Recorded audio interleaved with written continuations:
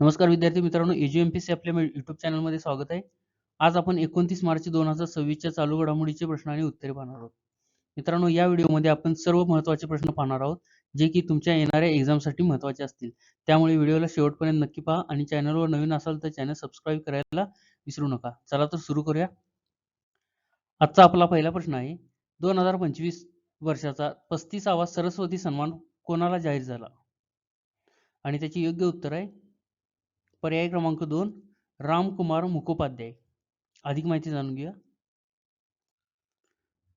2025 वर्षाचा 35वा सरस्वती सन्मान पुरस्कार प्रख्यात बंगाली लेखक रामकुमार मुखोपाध्याय यांना जाहीर झालेला आहे. तर मित्रांनो, 35वा सरस्वती सन्मान पुरस्कार कोणाला मिळालेला आहे? तर रामकुमार मुखोपाध्याय यांना मिळालेला आहे. आणि कोण आहेत हे रामकुमार मुखोपाध्याय? तर ते प्रख्यात बंगाली लेखक आहेत. आणि मित्रांनो, त्यांच्या कोणत्या कादंबरीसाठी हा पुरस्कार मिळालेला आहे? तर हरा पार्वती कथा ह्या कादंबरीसाठी त्यांना हा 2025 वर्षाचा 35वा सरस्वती सन्मान पुरस्कार मिळालेला आहे. आणि मित्रांनो, विशेष म्हणजे 22 वर्षाच्या प्रदीर्घ कालावधीनंतर हा बहुमान एका बंगाली लेखकाला मिळालेला आहे. म्हणजेच की मित्रांनो, 22 वर्षानंतर 35वा सरस्वती सन्मान पुरस्कार एका बंगाली लेखकाला मिळालेला आहे. चला तर पुढचा प्रश्न पाहूयात. प्रश्न क्रमांक 2 आहे, वीरांगना दुर्गावती व्याघ्र अभयारण्य कोणत्या राज्यात आहे? आणि त्याचे योग्य उत्तर आहे पर्याय क्रमांक 4 मध्य प्रदेश. तर मित्रांनो, वीरांगना दुर्गावती व्याघ्र अभयारण्य कोणत्या राज्यात आहे? तर ते मित्रांनो मध्य प्रदेश या राज्यात आहे. आता हे वीरांगना दुर्गावती व्याघ्र अभयारण्य काय चर्चेमध्ये आहे सध्या? तर वीरांगना दुर्गावती व्याघ्र अभयारण्य हे भारतातील तिसरे चित्त्यांचे निवासस्थान म्हणून विकसित केले जात आहे. तर मित्रांनो, हे वीरांगना दुर्गावती व्याघ्र अभयारण्य आता तिसरे चित्त्यांचे स्थान असणार आहे आणि हे कुठे आहे? मध्य प्रदेशात आहे.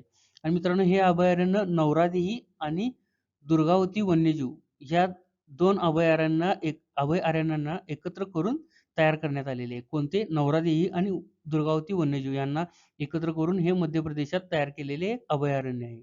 आणि या उपक्रमामुळे काय फायदा होणार आहे?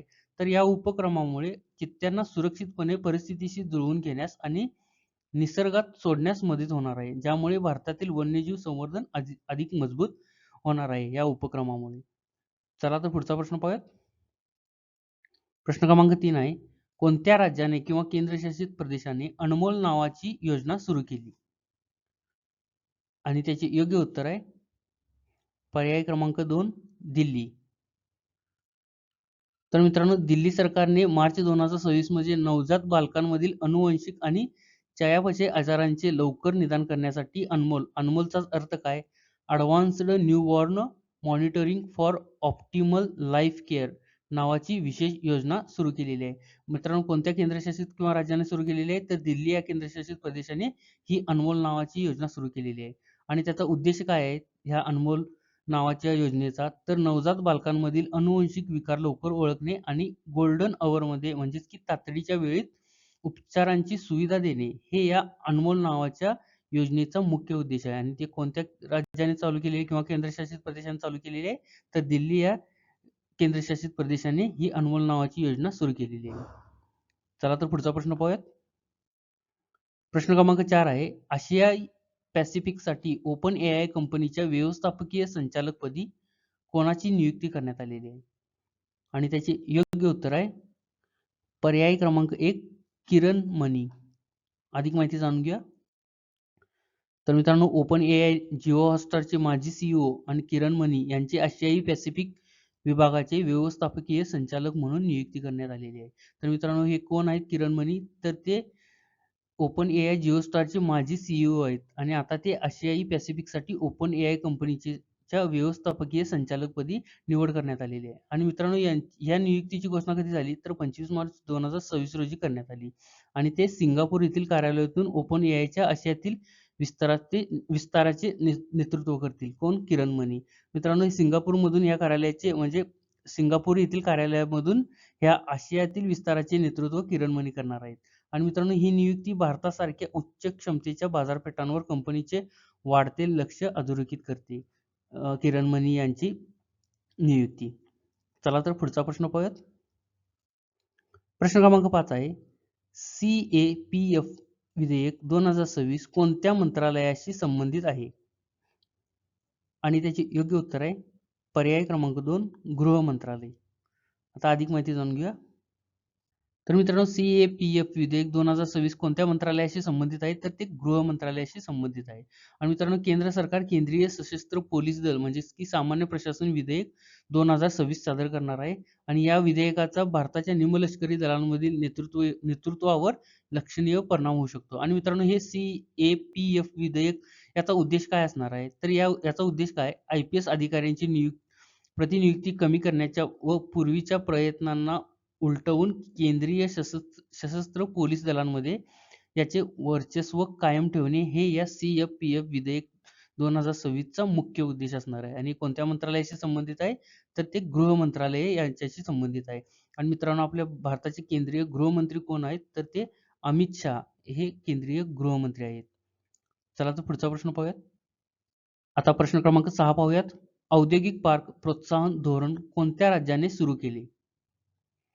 आणि त्याचे योग्य उत्तर आहे पर्याय क्रमांक 3 राजस्थान. अधिक माहिती जाणून घ्या. तर मित्रांनो राजस्थान राज्य सरकारने गुंतवणूक आकर्षित करण्यासाठी आणि रोजगार निर्मितीसाठी 2026 सालाकरता औद्योगिक पार्क प्रोत्साहन धोरण सुरू केलेले आहे. तर मित्रांनो औद्योगिक पार्क प्रोत्साहन धोरण कोणत्या राज्याने सुरू केलेले आहे? तर ते राजस्थान या राज्याने सुरू केलेले आहे. आणि त्याचा उद्देश काय आहे? तर गुंतवणूक आकर्षित करणे आणि रोजगार निर्मिती करणे हे या औद्योगिक पार्क प्रोत्साहन योजनेचा मुख्य उद्देश आहे. आणि मित्रांनो मुख्यमंत्री भजनलाल शर्मा यांच्या नेतृत्वाखाली हे धोरण राबवले जाईल आणि जागतिक दर्जाचे औद्योगिक पार्क विकसित करणे हे त्याचे उद्दिष्ट आहे. आणि मित्रांनो यामुळे काय होणार आहे? यामुळे राज्याला भविष्यासाठी सज्ज असलेले औद्योगिक केंद्र म्हणून स्थान मिळेल या औद्योगिक पार्क प्रोत्साहन धोरण योजनेमुळे. चला तर पुढचा प्रश्न पाहूया. प्रश्न क्रमांक 7 आहे. रामनाथ गोयंका पत्रकारिता उत्कृष्ट पुरस्कार कोणत्या संस्थेतर्फे प्रदान केले जातात? आणि त्याचे योग्य उत्तर आहे पर्याय क्रमांक 4 रामनाथ गोयंका फाउंडेशन तर्फे. अधिक माहिती जाणून घ्या. तर मित्रांनो काय आहे हा रामनाथ गोयंका पुरस्कार? तर भारतीय पत्रकारितेतील उत्कृष्ट योगदानाचा गौरव करणाऱ्या Ramnath Goenka excellence in journalism awards 2026 ने 19 श्रेणींमध्ये 24 पत्रकारांना सन्मानित केलेले आहे. तर मित्रांनो 2026 चे पुरस्कार घोषित करण्यात आलेले आहेत आणि 19 श्रेणीमधील 24 पत्रकारांना हा रामनाथ गोयंका पत्रकारिता उत्कृष्ट पुरस्कार 2026 चा प्रदान करण्यात आलेला आहे. आणि मित्रांनो हे प्रतिष्ठित पुरस्कार नवी दिल्ली येथे भारताचे माननीय उपराष्ट्रपती CP राधाकृष्णन यांच्या हस्ते प्रदान करण्यात आले. तर मित्रांनो हे रामनाथ गोयंका पत्रकारिता उत्कृष्ट पत्रकारिता पुरस्कार कोणामार्फत देण्यात आले? तर आपले भारताचे उपराष्ट्रपती CP राधाकृष्णन यांच्या हस्ते हे पुरस्कार प्रदान करण्यात आले. आणि मित्रांनो हा पुरस्कार रामनाथ गोयंका फाउंडेशनद्वारे स्थापित केला जातो आणि मुद्रित डिजिटल आणि प्रसारण माध्यमांतील निर्भय पत्रकारितेचा सन्मान करतो. कोणता? रामनाथ गोयंकर पत्रकारिता उत्कृष्ट पुरस्कार. चला तर पुढचा प्रश्न पाहूयात. प्रश्न क्रमांक 8 आहे. ज्ञान भारतम मिशन हा कोणत्या मंत्रालयाचा प्रमुख उपक्रम आहे?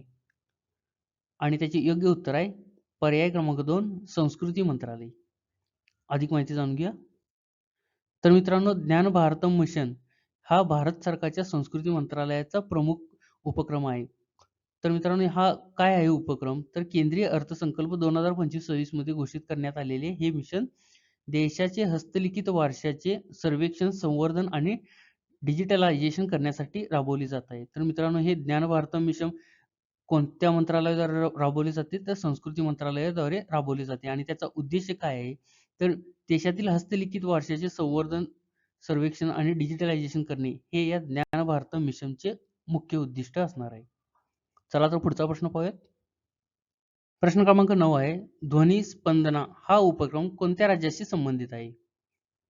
आणि त्याचे योग्य उत्तर आहे पर्याय क्रमांक 3 कर्नाटक. अधिक माहिती जाणून घ्या. तर मित्रांनो ध्वनी स्पंदना हा उपक्रम कर्नाटक राज्याशी संबंधित आहे.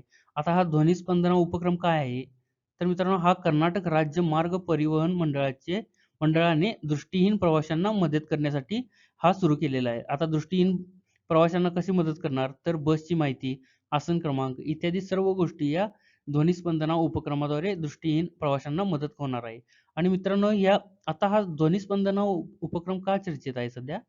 तर या नाविन्यपूर्ण उपक्रमासाठी KSRTC ला गव्हर्नन्स नाऊचा 12वा PSU नॅशनल अवॉर्ड मिळालेला आहे. त्यामुळे सध्या ध्वनिस्पंदन हा उपक्रम चर्चेमध्ये आहे. कोणत्या राज्याशी संबंधित आहे? तर तो कर्नाटक या राज्याशी संबंधित आहे. चला तर पुढचा प्रश्न पाहूयात. आजचा आपला शेवटचा आणि 10वा प्रश्न आहे. इंडियन बायसन फेस्ट आयोजित करणारे दिब्रुगढ वन्यजीव अभयारण्य कोणत्या राज्यात आहे? आणि त्याचे योग्य उत्तर आहे पर्याय क्रमांक 4 ओडिशा. अधिक माहिती जाणून घेऊया. तर मित्रांनो, हे दिब्रुगढ वन्यजीव अभयारण्य कोणत्या राज्यात आहे? तर ते ओडिशा या राज्यात आहे. आता ते सध्या चर्चेमध्ये काय आहे? तर दिब्रुगढ वन्यजीव अभयारण्यात 2 दिवसीय इंडियन बायसन फेस्टच्या दुसऱ्या आवृत्तीचे आयोजन करण्यात आले होते. कुठे? दिब्रुगढ वन्यजीव अभयारण्यात. त्यामुळे ते सध्या चर्चेमध्ये आहे. आणि हे अभयारण्य ओडिशाच्या बरगड जिल्ह्यात महानदीवरील हिराकूड धरणाजवळ वसलेले आहे.